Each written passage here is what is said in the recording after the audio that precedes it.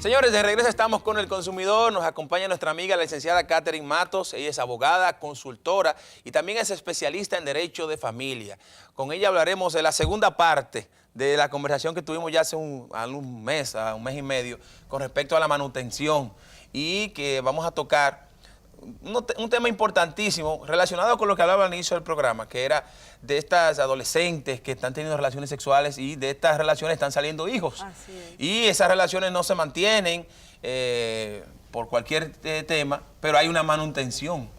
¿Quién mantiene a este niño cuando son dos niños que lo tienen? Así es. Un placer tener en el programa, licenciada, y explíqueme un poquito, primero, ¿qué es manutención? Para que la gente entendamos, dar una introducción y luego entrar en esa parte de cuando los padres son menores de edad y se separan y hay que mantener a ese niño. Gracias, Pablo, de Sí. nuevo por estar aquí, la invitación que siempre nos hace. Sí. Efectivamente, la manutención es la responsabilidad que tienen los padres de proveer alimento a sus hijos. Los alimentos no solo limitados a la comida, sino que es más amplio. El concepto tiene que ver con la educación, con la atención integral, con los gastos de recreación, con los vestimenta, en sentido general, alimentos, la ley lo contempla con esa amplitud. Okay. Es bueno hacer esa distinción. Sí. Lo interesante que tú planteas, ¿qué pasa cuando son niños, los que tienen niños? Sí. ¿Qué vamos a hacer ante esta responsabilidad? Bueno, la ley establece claro que los padres son los responsables. Los padres de la criatura. Okay. Son los responsables en principio de alimentar. Cuando hay un incumplimiento por alguno de ellos y hay que acudir al juzgado para hacer la solicitud de cumplimiento de manutención, entonces, como son menores de edad, debe de citarse a los abuelos. Okay. A los adultos. O a los padres de los... Exacto. De los padres, a los padres de los padres. Exacto, a los abuelos, sí. Para que sean ellos los que representen a sus hijos menores en ese proceso que le están exigiendo de manutención. Yo entendía que cuando inmediatamente una pareja menor de edad ya entraba en el proceso de un matrimonio o una relación con hijos, ya no eran vistos como menores. ¿Es cierto esto? ¿Esto es un mito o es real? Bueno, cuando existe un vínculo del matrimonio formal, entonces ya se llaman menores emancipados. Okay. Y tienen otra categoría ante la ley, o sea, tienen capacidad para actuar de manera independiente, pero en la mayoría de los casos que vemos en nuestra sociedad, estas relaciones son informales, generalmente se quedan viviendo en la casa de sus padres, y entonces la niña se queda también en la casa de su madre, y cuando hay una dificultad, cuando no se cumple con la responsabilidad de manutención, hay que acudir a un tribunal, pero ahí ya hay que demandar, hay que poner la denuncia en nombre del abuelo, que es el representante del menor. Okay. Pero esta responsabilidad tiene un límite, porque la manutención es un asunto penal, es decir, su incumplimiento conlleva sanciones de prisión. Sí. Entonces, en el derecho penal nadie puede ser responsable penalmente por el hecho del otro. Okay. Entonces aquí los abuelos son responsables. Si el papá no cumple, ¿cae preso el niño? No, los abuelos no son responsables penalmente, sino nada más en el aspecto moral de representarlo y de cumplir con la alimentación. Pero en caso de que los abuelos no cumplan, ¿qué pasa? No hay prisión. ¿Para nadie? Para nadie. Okay. Porque ya ellos asumen la representación del menor, pero no podrían, en caso de incumplimiento, ir preso. Porque no... Pero ni el menor tampoco. Ni el menor tampoco, porque no tiene... Licenciada, está la parte, ahora que usted habla del tema del encarcelamiento por el incumplimiento del pago de la pensión, de la manutención, mejor dicho. Cuando esta persona detienen a una persona, es detenido, cae preso por esto, por incumplimiento, ¿qué pasa con este niño que durante ese periodo de tiempo el papá no está trabajando? Si no podía pagarlo antes, o si no lo estaba pagando antes, que estaba libre, ahora que está preso, tampoco lo va a pagar. ¿Qué pasa? ¿Se acumulan esos meses? Sí, se acumula, porque fíjate qué pasa. Es muy fácil o es muy común, por eso es que el legislador es tan severo, de que yo nunca tengo para mantener al niño, nunca me sobra para darle. Entonces, si no tienes un trabajo formal, de alguna manera tú obtienes para tú subsistir, para tú salir a la calle. Entonces, de ese ingreso que tú recibes, tú tienes que sacar lo mínimo, una porción mínima para la manutención de tu hijo. Sí. Entonces, cuando eso no se da, que es en el caso extremo, el legislador dice, bueno, yo te voy a tener que encerrar hasta que alguien, un mecanismo de presión de la familia o alguien, pues auxilie a este niño, porque eso no puede esperar.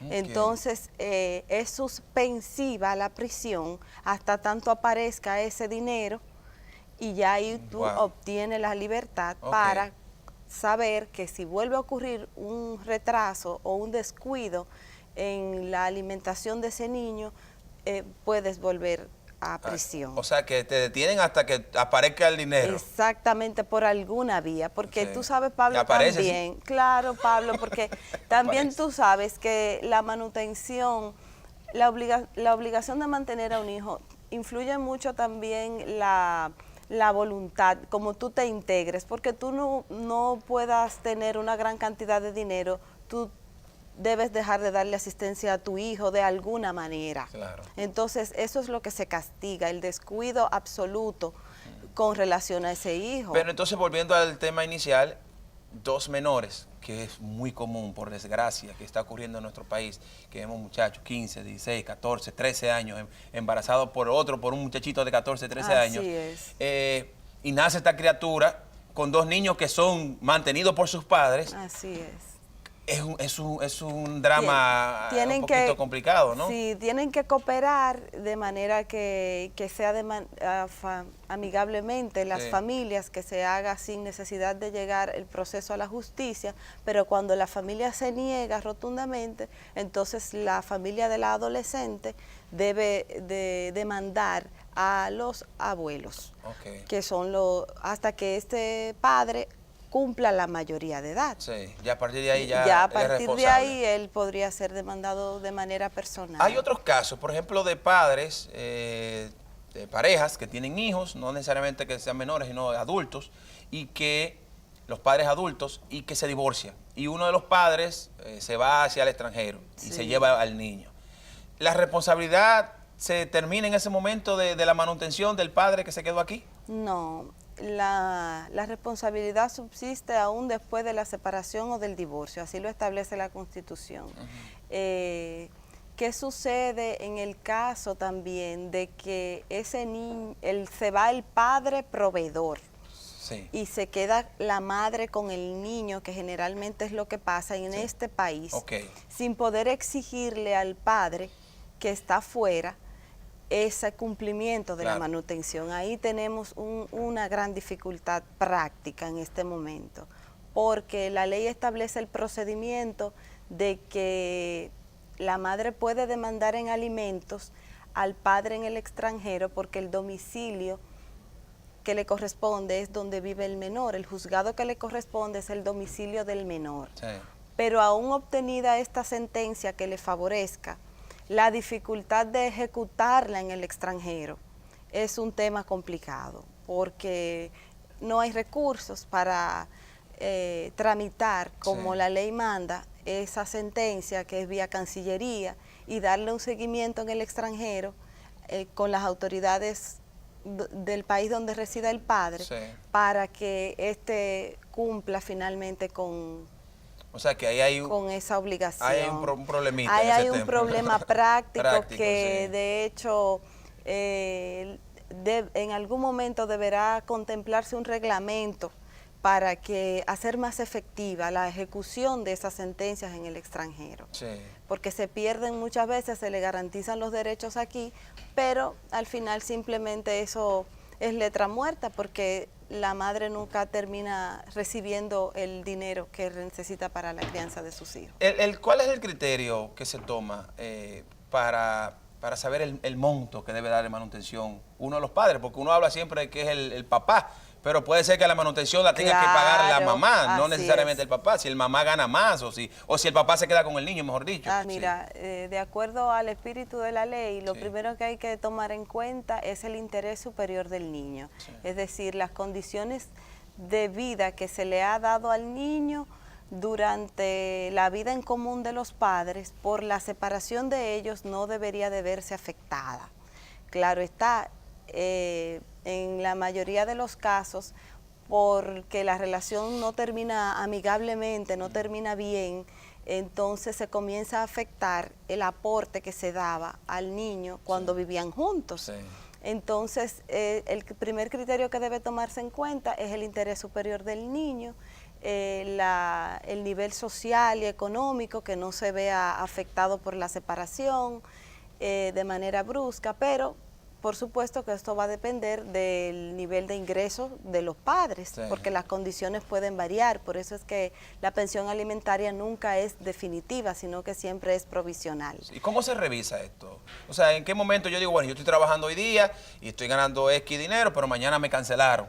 ¿En qué momento? Y ya yo no puedo pagarlo, porque no estoy trabajando, no puedo pagar ese monto. ¿Cómo se revisa esta parte? Hay que solicitar al juzgado de paz que dictó la sentencia de alimentos, precisamente una revisión, porque ha ocurrido un hecho que no permite cumplir con el monto que se ha establecido.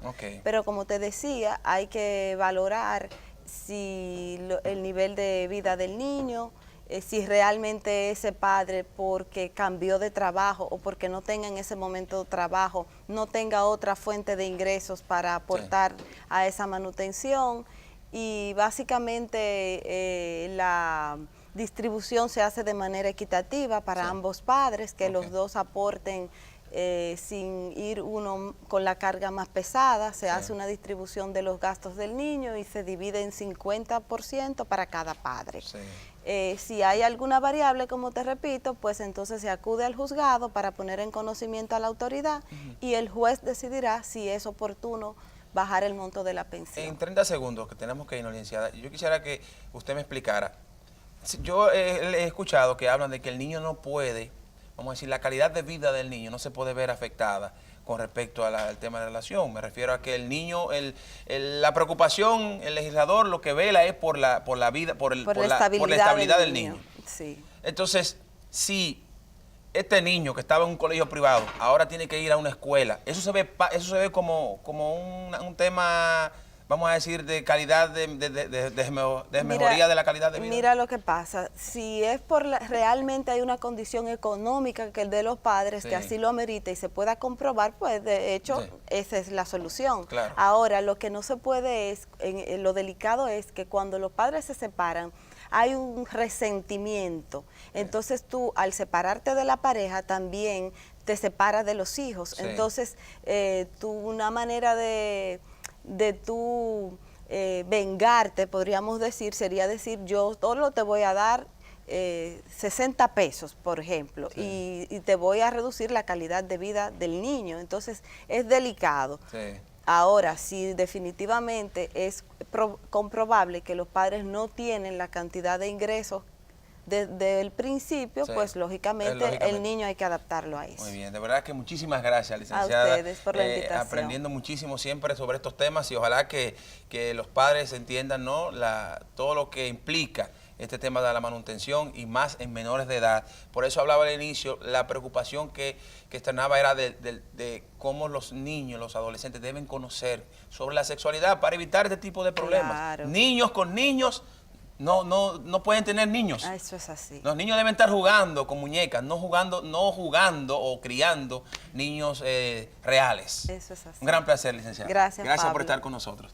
Nos vamos a la pausa, señores. Cuando regresemos, nuestro chef Alejandro Abreu cocina saludable. Él nos hará hoy unos tacos de tagliata. Regresamos ahora.